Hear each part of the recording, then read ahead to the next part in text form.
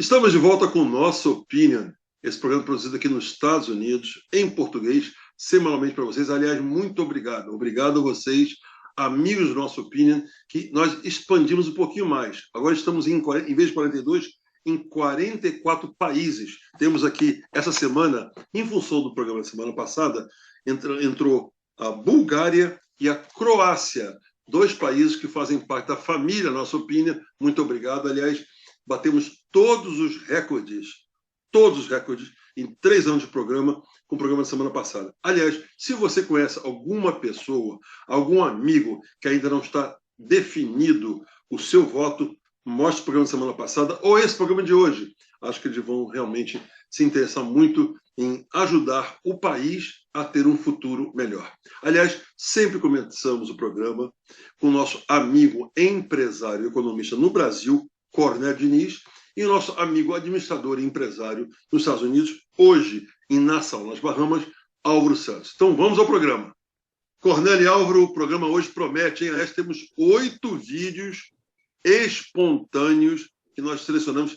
Recebemos, senhoras e senhores, mais de 1000 vídeos por dia. Aliás, faltando 8 dias para as eleições, o que a gente mais recebe é vídeo das mais variadas fontes. Mas agora, vamos mostrar um vídeo que o Álvaro vai comentar, de um comerciante, o nome dele é Danilo Oliveira, lá da Praia Grande. Olá pessoal, boa tarde, sou o Danilo, sou vendedor ambulante aqui da cidade de Praia Grande e eu estou gravando esse vídeo para responder a uma pergunta de um amigo há um tempo atrás. Aqui onde estou é a praia do Canto do Forte, na Praia Grande. É onde o presidente da República, sempre que está de férias, costuma visitar esse local e vir falar com apoiadores dele, né? Ali é o Exército, Forte do Itaipu, é a área do Exército, né? Então ele vem de lancha, geralmente, desce aqui, vem aqui naquele cercadinho ali falar com seus apoiadores aqui. E eu trabalho aqui na areia da Praia Grande, mas sou comerciante aqui. Mas eu nunca tive aqui para tirar uma foto sequer com o presidente, nem participar de vídeo, porque foi justamente isso que o amigo me indagou, né? Sempre que eu faço alguma postagem defendendo o presidente. Ele perguntou se eu gosto do Bolsonaro. Eu respondi a ele que não. Eu não gosto do Bolsonaro, eu gosto de mim. Foi essa a resposta que eu dei para ele, né? Então, ele perguntou se eu votei no Bolsonaro no primeiro turno. Eu respondi que eu votei no Bolsonaro, né? Então, o que acontece? Eu gosto de ter liberdade, eu gosto de emitir a minha opinião e ter a minha fé, gosto da minha família, gosto da vida, gosto de imprensa livre, gosto de segurança pública, bandido preso, a opção de me defender.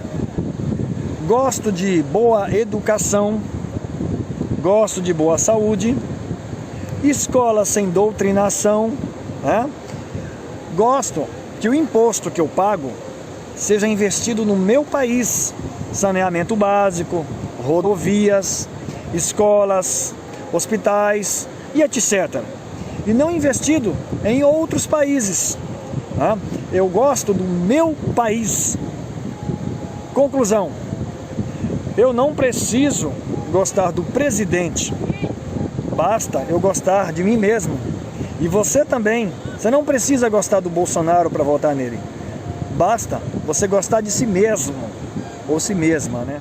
Senhor Danilo fez uma colocação muito interessante. Não se trata de uma questão pessoal acerca de um candidato ou de outro. No caso, ele está se referindo ao presidente Bolsonaro, que nem ele gosta propriamente dito.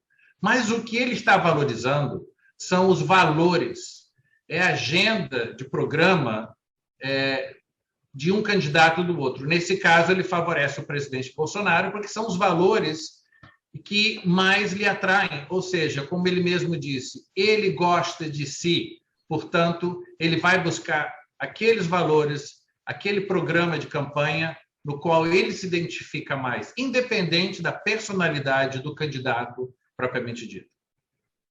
Álvaro, ele tem realmente pontos importantes, aliás, batido já nessa eleição, nas campanhas, realmente ele está de encontro com a proposta do candidato Bolsonaro. Então vamos agora para o nosso amigo Cornélio, um vídeo bem curtinho, mas bem agressivo, bem forte, da jornalista que já perdeu a paciência da baboseira da imprensa nacional, Carla Ceccato. Nos Estados Unidos morreram mais de 1 milhão de pessoas. Então o Joe Biden e o Trump são o quê? E ninguém fala isso deles lá. Por quê? Porque não são ignorantes. É o discurso de esquerda pobre, porco, de pegar palavrinhas feitas, fascista, genocida, para tentar destruir uma pessoa que, na verdade, só está querendo ajudar o Brasil. Que tem 27 anos de carreira política, sem um escândalo de corrupção no nome dele. Então, para. Você começa já comparando os dois candidatos. Quem é que tem corrupção no nome, quem não tem? Já começa aí quem poderia estar concorrendo e quem não poderia. Quem tem processo arquivado e anulado pela justiça e quem não tem. Para com essa palhaçada. Aí vai no maior canal de televisão do Brasil, um tem uma entrevista de um jeito, outro de outro. Ficou estranho, né? Você tá de brincadeira com a minha cara? Cornélio, comenta esse vídeo forte da jornalista Carla Ceccato. O depoimento, a revolta desta jornalista Carla Ceccato é com o que ela está percebendo dentro da imprensa, dentro da mídia brasileira. Cada um tem sua liberdade de expressão. Ou melhor, teoricamente, cada um teria a sua liberdade de expressão. Se você está num canal de TV, se você está comunicando em massa, de acordo com a legislação brasileira, você pode falar o que você quiser. Então, a revolta dela é que muita gente está falando de uma determinada forma, como se fosse algo orquestrado. E sabemos que existe algo orquestrado por parte de um grupo de pessoas. Aí vem Carla Ceccato extravasando, demonstrando essa situação. Na minha opinião, todos têm o direito de falar o que quiser. A função da liberdade de expressão é essa. Apesar de que, nesse período de eleição, alguns canais, algumas pessoas, alguns youtubers, infelizmente, estão sendo cerceados da sua liberdade de expressão. Tem outra parte da moeda, que é a questão da fake news. Se é mentira, se é provado, se prejudicou alguém, que se acione a justiça para que os danos sejam reparados. Obrigado, Cornélio. Álvaro, vamos passar para você agora um vídeo do ex-ministro, quando ele ainda era ministro, Tarcísio de Freitas, o ministro da Infraestrutura do Brasil, falando sobre a posição dele em relação ao presidente Jair Bolsonaro. Qualquer outro presidente que tivesse sido eleito em 2018, qualquer um, sem sombra de dúvida, uma pessoa com meu perfil, com meu currículo, não seria ministro. Quem investiu nos técnicos foi o presidente. Dos primeiros pedidos do presidente: vamos aliviar a vida do cidadão, vamos tornar a vida do cidadão mais fácil. Vamos mexer na carteira de motorista, vamos acabar com as obras que ficaram para trás. Vamos olhar para a cabotagem, vamos olhar para as ferrovias. Ontem a gente fez a primeira privatização portuária da nossa história. E a gente fechou com 84 leilões de concessão e já contratamos mais de 100 bilhões de reais de investimento. Que o presidente passa para nós, e só quem está aqui dentro sabe disso, compromisso com o Brasil. Parabéns, presidente. O Brasil vai ser outro. Graças à sua condução, graças à sua liderança, graças à sua paixão pelo que faz e pelo país. Álvaro, comenta o vídeo do ex-ministro, atual candidato, daqui a 8 dias, quem sabe será o novo governador do estado de São Paulo, Tarcísio de Freitas. Muito bem feita a colocação do ex-ministro. Temos que atentar ao fato, mais uma vez, como já dizemos aqui no programa. Todas as realizações que foram colocadas nesse vídeo, de quando ele ainda era ministro, todas essas obras e projetos foram realizados. Mais uma vez, atentando para os fatos e não boatos. Obrigado, Álvaro. Cornélio, você como nosso economista do programa, fala um pouco sobre essas realizações do governo Bolsonaro. Veio a pandemia e a pandemia assolou todos os países do mundo. Agora, a situação da guerra Rússia-Ucrânia, afetando de sobremaneira a Europa. O Brasil, a gente não pode dizer que foi sorte. O Brasil tem um poder das pessoas, um poder do brasileiro incomensurável. Nós podemos, sim, sermos autossuficientes em quase tudo. Porém, o agronegócio veio atropelando e hoje alimenta 1 em cada 5 habitantes do planeta. Fora isso, as diversas commodities. Concomitante a isso, um ministro que pegou muitas obras paralisadas, abriu outras frentes e conseguiu, porque também não houve corrupção, atingir sua meta de entregar diversas obras. Fruto disso, o PIB brasileiro está crescendo de forma diferenciada em relação à maioria dos países do G20. A inflação do Brasil, surpreendentemente, baixa também em relação aos 20 maiores países do mundo. O Brasil não é mais o que deu certo. O Brasil está dando certo com a política colocada também pelo ministro Paulo Guedes. Obrigado, nosso economista Cornélio Diniz. Aliás, Cornélio, há 2 anos atrás, quando começou a pandemia, nós tivemos uma live com o doutor Adelino de Melo Freire Júnior. E ele falava sobre dificuldades e possibilidade de uso de máscara. Então, hoje, nós estamos trazendo para vocês, amigos da Nossa Opinião, um médico de família lá de Cuiabá. Olá, meu nome é Germano Alves, eu sou médico de família em Cuiabá. Atendi mais de 10 mil pacientes de Covid nesses últimos 3 anos de pandemia. As pessoas às vezes me perguntam a respeito do voto para presidente, em quem que a gente vota e por que que a gente justifica. Para justificar o voto no presidente Bolsonaro, a gente precisa de alguns dados. Primeiro que falam que ele demorou para comprar as vacinas, isso não é verdade. O Brasil começou a vacinar para a Covid em menos de 30 dias após a primeira dose aplicada nos Estados Unidos. O Brasil financiou a pesquisa e a produção da vacina AstraZeneca desde o início, muito antes dessa vacina começar a ser desenvolvida. O Brasil foi um dos países que fizeram um consórcio para financiar a Oxford, que desenvolveu essa vacina da AstraZeneca desde o início da pandemia. Além disso, o contrato inicial da Pfizer previa que a empresa fosse excluída de qualquer responsabilidade das vacinas, o que o Brasil não permitia por lei que isso acontecesse. Também a Pfizer, lá no início, exigia que os países colocassem em garantia para o pagamento dessas vacinas terrenos no exterior, como bases militares e até terrenos onde funcionam embaixadas. Isso a lei brasileira não permitia que acontecesse. Além disso, a vacina da Pfizer precisava de ser armazenada a menos 70 graus Celsius. E o Brasil não tem essa condição de distribuir essa vacina com esse tipo de logística. Então foi preciso, primeiramente, adequar as vacinas para que elas pudessem ser propriamente compradas e devidamente distribuídas pelo território brasileiro, coisa que a gente não tinha até início de 2021. Além disso, sem falar que esse governo foi o governo que mais batalhou para o tratamento precoce da Covid. Desde o início, foi o governo que mais batalhou para que os médicos pudessem ter autonomia para prescrever o que fosse preciso para o paciente se curar da Covid. Então, considerando somente esses fatores da parte da medicina, da parte da saúde pública, são que me levam a votar no Bolsonaro. Não estou nem falando do restante. Cornélio, comenta esse doutor, esse médico de família lá de Cuiabá. Doutor Germano Alves, mais de 10 mil atendimentos de Covid. Um pouco de experiência, não? Mostrou alguns fatos. O interessante, vocês perceberam os dados, a fonte da informação, para esclarecer.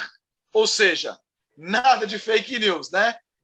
É assustador ouvir esse tipo de informação, porque outras pessoas falam justamente o oposto.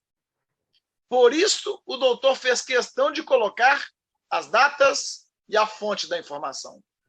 A questão é, quem nós estamos ouvindo? Nós estamos prestando atenção realmente na fonte ou apenas no interlocutor?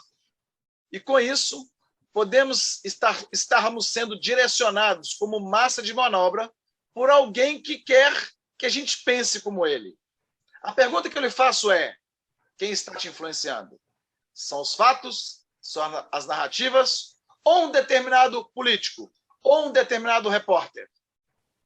Aprofunde-se nos assuntos. Aqui no Nossa Opinion, nós mostramos fatos. Aliás, Fernando, quanto a fatos, não há argumento. O doutor foi perfeito em falar e colocar embaixo fonte, data, valores. Muito obrigado. Álvaro, comenta o nosso embaixador do Brasil na França.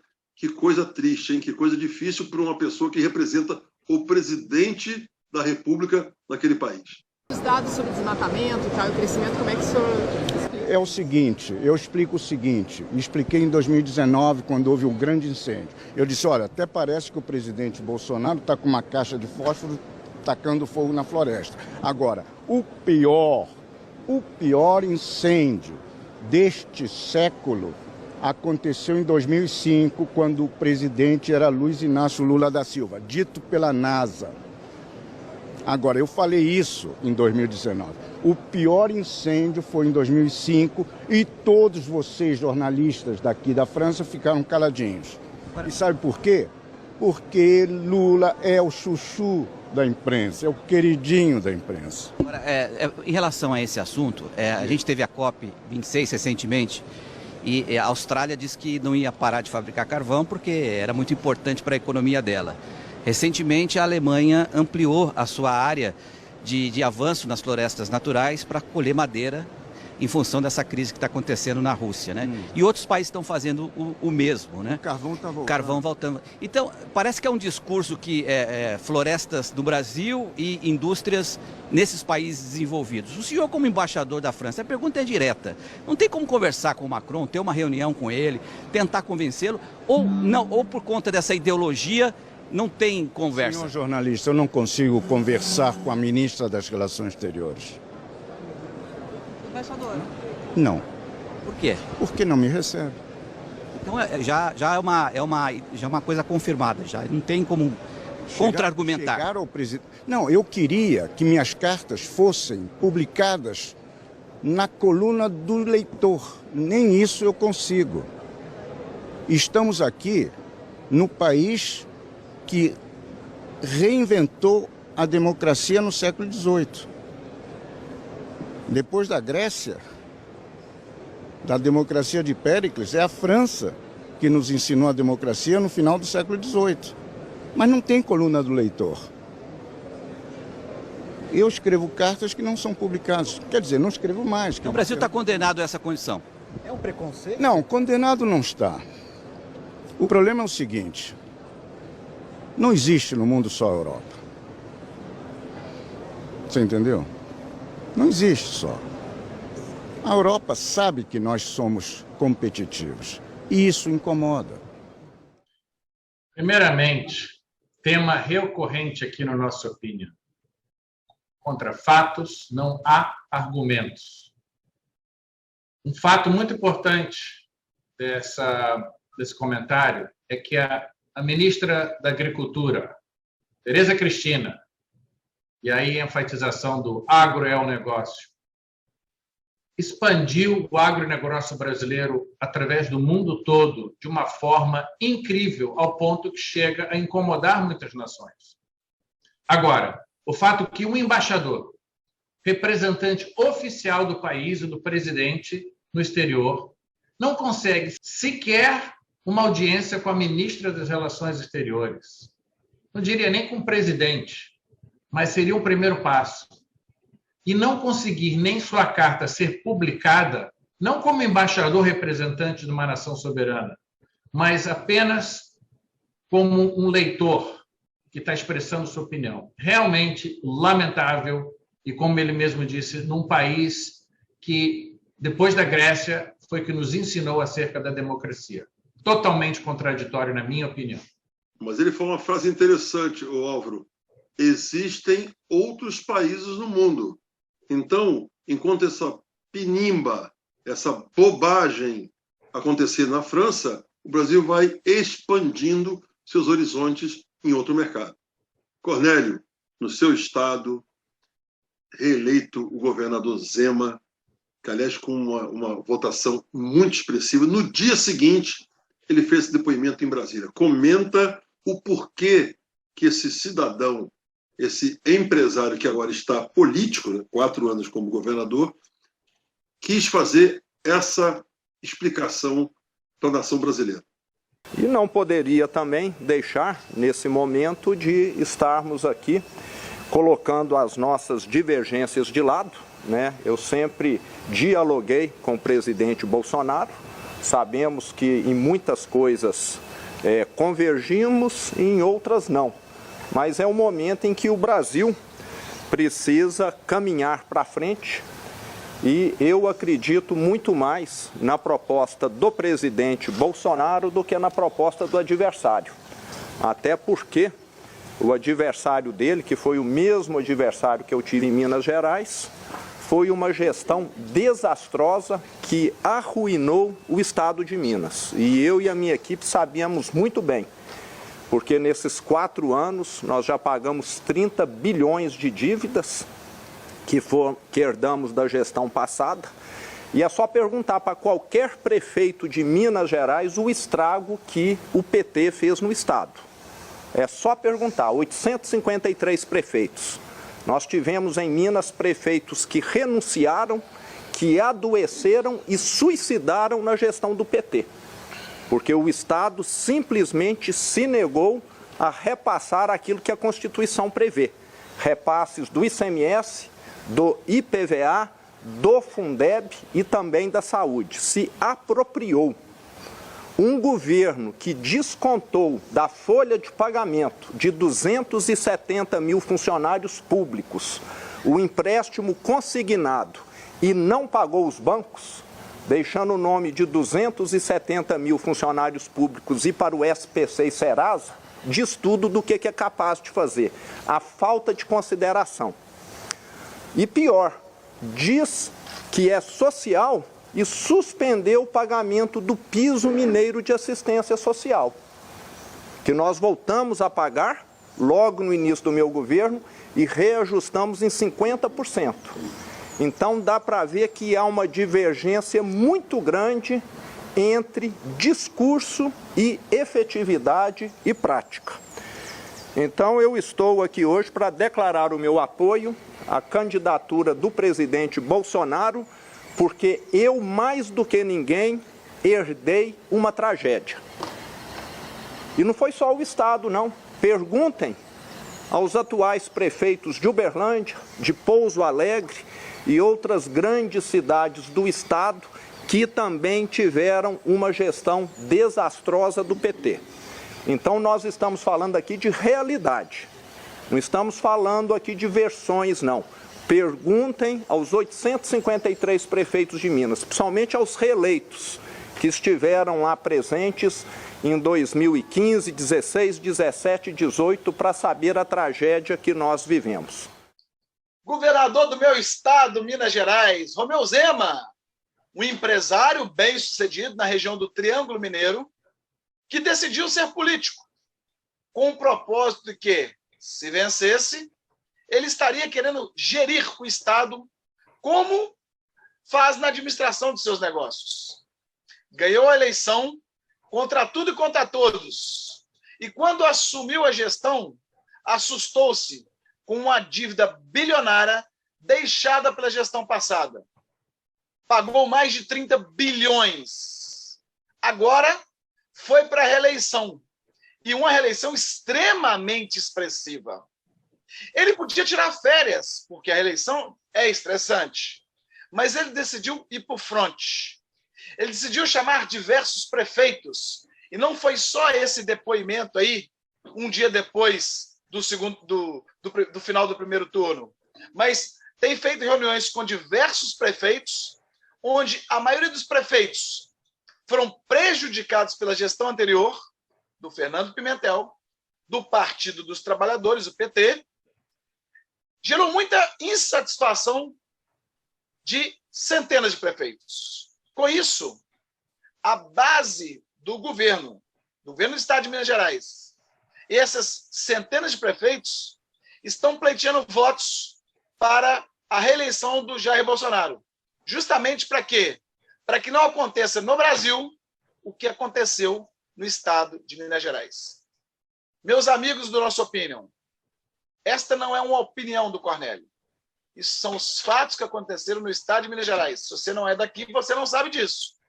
É o governador expressando a sua indignação e tomando a sua posição política desses dois polos.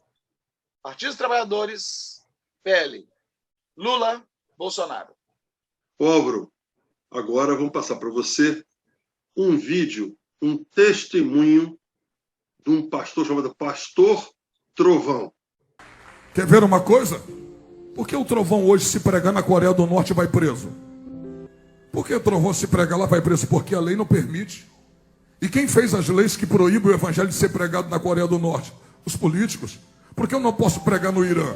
Por que eu não posso pregar no Afeganistão? Por que eu não posso pregar no Azerbaijão? Porque se eu pregar na Índia, eu vou ser preso. Porque se eu pregar nos países da janela 10/40, eu serei preso. Porque a lei lá não permite.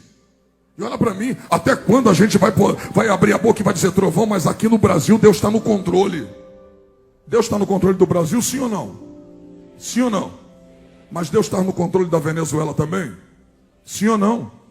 Se Deus está no controle da Venezuela, por que eles passam fome? Porque estão comendo comida do lixo, comendo rato, comendo cachorro. Por que se Deus não perdeu o controle da Venezuela? Por que hoje você chega na Argentina e com 1 milhão de pesos, há 10 anos atrás você comprava um apartamento. E hoje, no atual governo, com 1 milhão de pesos, você coloca em cima do seu colo para abastecer o tanque do seu carro. Os argentinos que estão comendo comida do lixo, será que Deus perdeu o controle da Argentina? Sim ou não? Mas se Deus não perde o controle, se Deus está no controle, por que eles estão padecendo? Por uma razão, sabe qual é? Deus não vai para a urna. Deus não vota. Vou falar uma coisa para você aqui, para mim entrar. Eu vi um venezuelano dizendo assim, estou 2 anos sem comer carne. Sabe quantos anos ele tem? 7. Pergunta se ele votou. Ele não votou. Sabe quantos? Há 18 anos atrás, a Venezuela, um dos países mais ricos do mundo, demorou 10 anos para ficar na miséria. Olha para mim, foi aquela criança que foi votar ou foi seus pais? Aprenda o que você vai decidir hoje. Seus filhos vão sofrer a consequência. Vale a pena comentar o final dessa declaração do pastor Trovão. Todos, como já dizemos várias vezes aqui no programa, temos que estar conscientes da importância do voto de cada um e do estrago que votos em branco e votos nulos farão. Se você não votar, depois eu vou até adicionar o que o pastor falou. O pastor falou, seus filhos vão sofrer as consequências. Não. Nós mesmos, imediatamente, já vamos sofrer essas consequências se o voto não for consciente. Voltando aí ao comentário no início do programa, não é uma questão de gostar de um candidato ou outro, não é uma questão pessoal, é uma questão de responsabilidade, de exercer o nosso direito de cidadania, porque depois os fatos falam por si. E não me venha com chorumelas. Sabe, o Cornélio e Álvaro, temos que votar. Aliás, o apoio que o presidente Bolsonaro está recebendo de todos os segmentos do Brasil, principalmente no Nordeste, é uma coisa impressionante. Eu nunca vi nada parecido. Cornélio, para fecharmos o programa dessa semana, tem aí um vídeo, aliás, não é estarrecedor, ele é tenebroso, da ministra Carmen Lúcia. Vamos ao vídeo. Este é um caso que, ainda que em sede de liminar, é um caso extremamente grave, porque, de fato, nós temos uma jurisprudência no Supremo Tribunal Federal, na esteira da Constituição, no sentido do impedimento de qualquer forma de censura. E medidas como essas, mesmo em fase de liminar, precisam de ser tomadas como se fosse algo que pode ser um veneno ou um remédio. E, neste caso, portanto, como se trata de liminar e sem nenhum comprometimento, presidente, quanto à inteireza de manutenção no exame que se seguirá, eu vou acompanhar com todos os cuidados o ministro relator, incluído aí a parte da linha C da decisão, que é a que me preocupa enormemente. Não se pode permitir a volta de censura sob qualquer argumento no Brasil. Este é um caso específico e que estamos na iminência de ter o segundo turno das eleições.